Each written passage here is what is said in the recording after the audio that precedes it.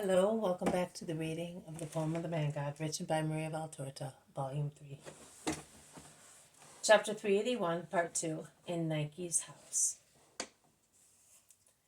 Jesus arrives at a little esplanade, which surrounds the house like a wide, clean pavement, over which a pergola of grapes spreads its entangled leafy branches and a protecting shade.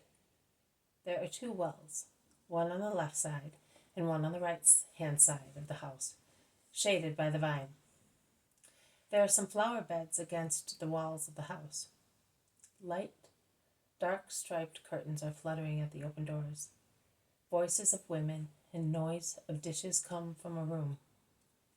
Jesus goes towards it, and as he passes by, a dozen doves, which were pecking cereal spread on the ground, take flight with loud flapping of wings. The noise draws the attention of those in the room, and it is contemporaneous with the drawing of the curtain, which Jesus moves to the right with his hand, while a servant pulls it to the left and remains astonished before the unknown visitor. "Peace to this house. May I, as a pilgrim, have some refreshment?" asks Jesus, standing on the threshold of the room. A large kitchen in which servants are washing the dishes used for the midday meal.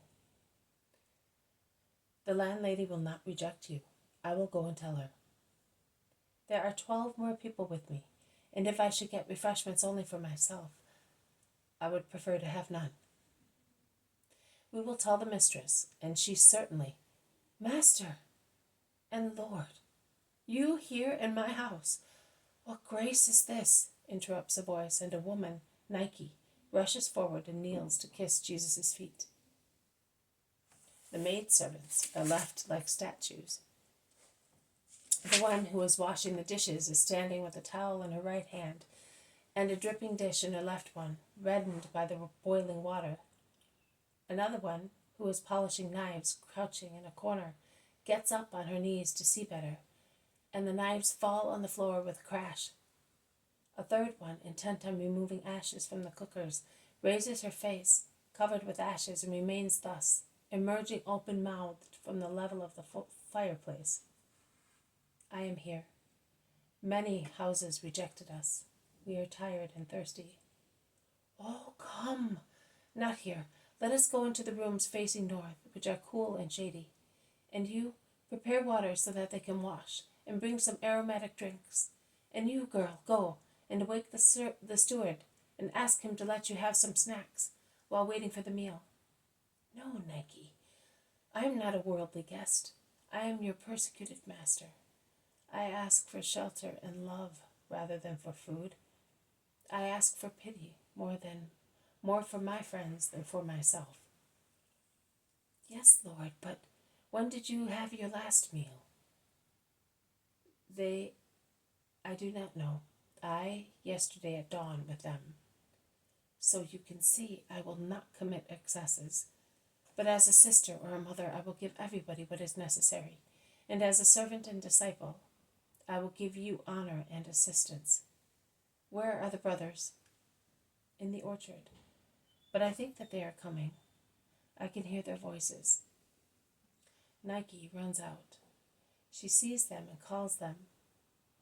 And then she leads them with Jesus into a cool entrance hall, where there already are basins and towels, so that they can wash their faces, hands, and feet, and get rid of dust and perspiration. "I beg you, take off your dusty clothes and give them to the servants at once. You will feel much better with clean clothes and cool sandals on. Then come into that hall. I will wait for you there." And Nike goes out, closing the door. "Ah, it is lovely in this shade and so refreshing," says Peter with a sigh, entering the room where Nike is waiting for them kindly and respectfully. "My joy in giving you relief is certainly greater than your relief, O apostle of my Lord." Apostle, of course. But listen, Nike, let us do without ceremony. You, without attaching importance to the fact that you are rich and wise. I, without attaching importance to the fact that I am an apostle. So, like good brothers and sisters who need each other's help for their souls and their bodies, the thought that I am an apostle frightens me too much. What are you afraid of? asks the amazed woman, smiling. Of being too big with regard to the clay I am, and that I may collapse because of the weight. I am afraid of becoming arrogant with pride.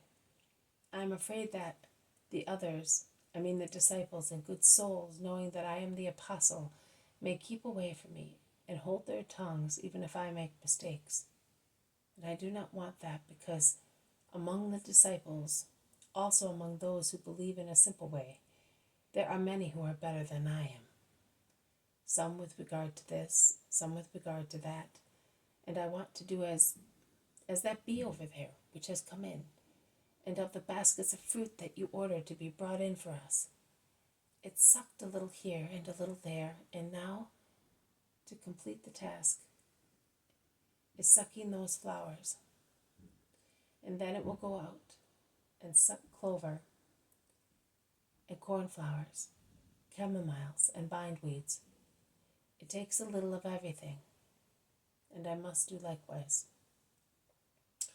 But you suck the most beautiful flower, the Master. Yes, Nike, but from him I learned to become a son of God. Man will teach me to become a man. You are. No, woman. I am little less than an animal, and really I do not know how the Master puts up with me. I put up with you because you know what you are, and I can work on you as easily as one can knead dough. But if you were stubborn and offered resistance, and above all, if you were proud, I would drive you away as if you were a demon, says Jesus. Some maidservants come in with cups of cold milk and porous amphoras, which keep liquids very cool. Take some refreshment, says Nike. Then you will be able to rest until evening. There are rooms and beds in the house, and if I did not have them, I would give you mine to let you rest, Master. I will now withdraw to attend to household matters. We all know where to find me, and you all know where to find me and the maidservants. Go, and do not worry about us. Nike goes out. The apostles do ample justice to the snack offered to them, and while eating with a good appetite, they speak and make comments. Lovely fruit, and a good disciple.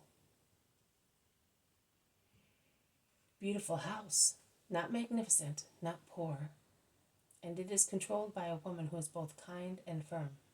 There is order, neatness, respect, and tenderness at the same time.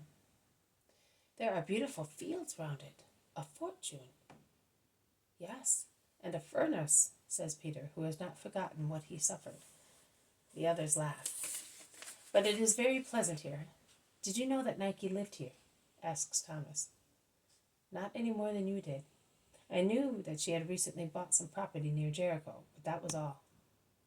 The dear angel of pilgrims led us here. This has been a reading from the poem of the Man God, written by Maria Valtorta, Volume 3, Chapter 381, Part 2, In Nike's House. Thank you for listening. I will see you tomorrow. May God bless you, and may peace be with you.